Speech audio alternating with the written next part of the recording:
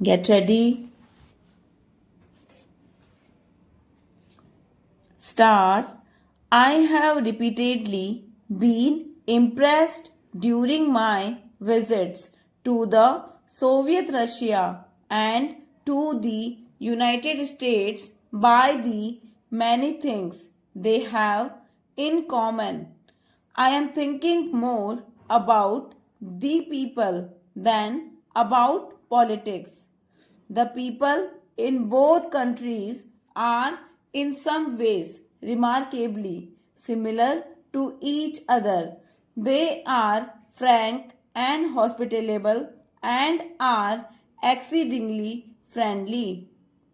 Essentially, I am thinking of one common feature today in the Soviet Russia and in America, namely the concentration of technological and scientific development as a means to progress. The Russians, in spite of their political differences, are full of admiration for the technological civilization which the United States has built up. They want to do even better. Theirs is a competitive approach.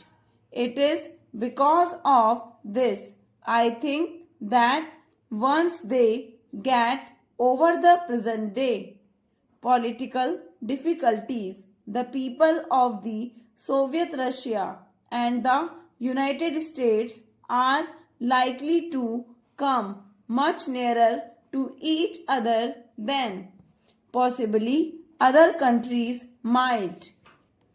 America, by and large, is a welfare state. There may be odd things here and there which do not fit in with this concept, but it is a welfare state. You have solved your problems of providing the primary necessities of life to the people. We in India have not. Our problems in India are fundamentally concerned with the primary necessities of life. In that sense, our problems are different from yours. Therefore, the pure American approach does not often fit in because you think in terms of an affluent society. For example, you may think in terms of highly mechanized agriculture, but it may not suit India. Not that we are against mechanization, but it may not fit in with the conditions in India. In the Soviet Russia, there has certainly been a very marked and progressive change from the rigid authoritarianism of Stalin's time. We must remember that in the Soviet Russia, at any rate in the greater part of it, they never had anything but some kind of authoritarian government, whether it was the Qajar's government or only other government. From that, they went on to a communist regime which has brought them some advantages undoubtedly, but at the cost of individual liberty. They do not feel the lack of it very much, but ultimately everyone feels the lack of individual liberty and lack of individual freedom. Para. Every revolution after a certain period turns down. After the French Revolution and the days of terror, the French people turned down and became a very conservative and respectable people.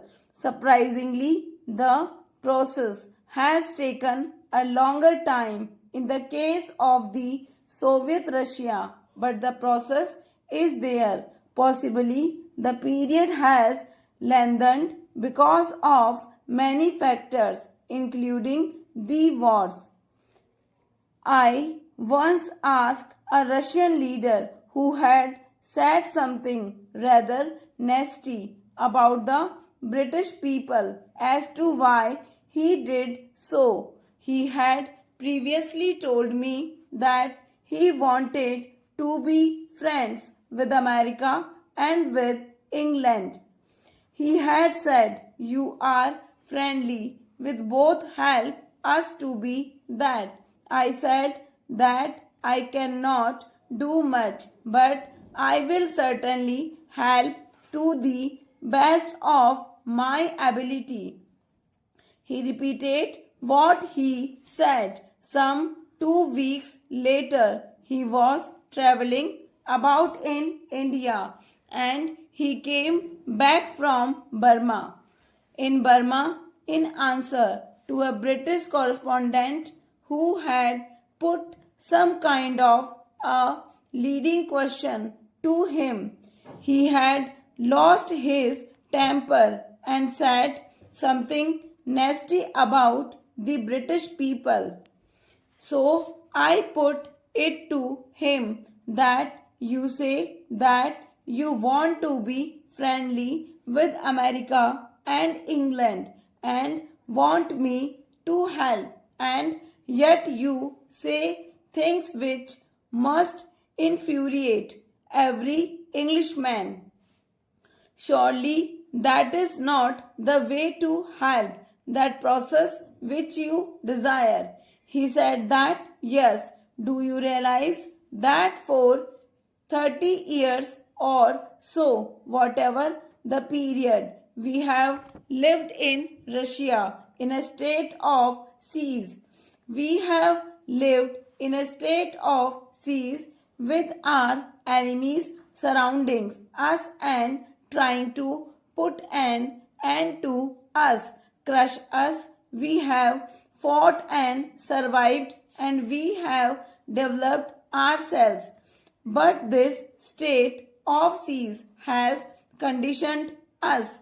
We are suspicious of everybody, especially of these people who have participated in this siege. And if they do anything which we do not like, we retaliate immediately. The reaction is there without even thinking. Para. So you see the result of past conditioning. It is very powerful factor in every nation. Yet you see one gets over it. Take the last war. How did people in America or in England or in many other countries feel about Hitler's Germany and about the Nazis? They felt very angry, no doubt, but today they are friends with the German people, and rightly so.